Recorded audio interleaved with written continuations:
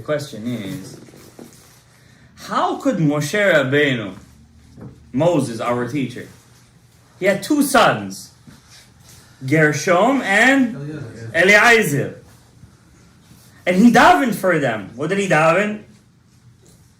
He said, Ger ha'iti be'eretz nochriya. I was a ger in a strange land. He called him Gershom. Eliezer, what did he say? Ki Elohei avi be'ezri v'yatzileni mecherev Paro.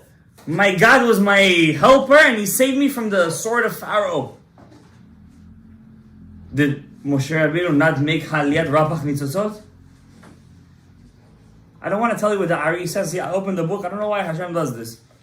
And this whole page over here tells you how Moshe Rabbeinu had the Avot didn't reach his power of Moshe Rabbeinu. The Avot.